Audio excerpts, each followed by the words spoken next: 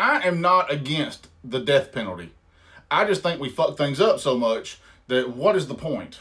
Someone like the DC sniper, absolutely.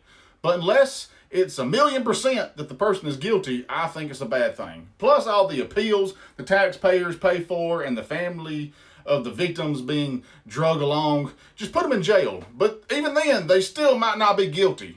Alabama executed Nathaniel Woods in 2020, and he was innocent.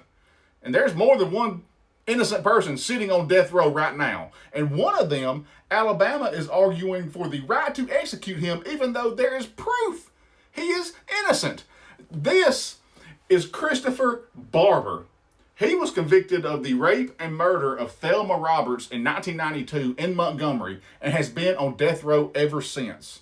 There was no physical evidence. The only evidence against him was a coerced confession that he immediately recanted. Every suspect in the case claimed the Montgomery police beat them in interviews, and the FBI was actually investigating the Montgomery police for that when this was taking place. In 2021, a judge ruled for DNA testing to take place, and DNA was matched to Jerry Jackson. Who is that? Oh, just a teenager in 1992 who lived across the street from the victim and was friends with the victim's son. Oh, and he is now in prison for attempted rape and murder of another woman when he was an adult. That woman was also stabbed. Jackson refused to talk when shown the evidence. So you've got DNA from a rape murder victim who was stabbed that matches a man in prison who stabbed a woman to death, who lived across the street from the victim and was friends with her son. And there's zero physical evidence connecting Christopher Barber. Seems pretty straightforward to me. So a judge ordered a new trial. And Alabama said, yeah, we ain't gonna do that. In fact, we still want to kill this guy.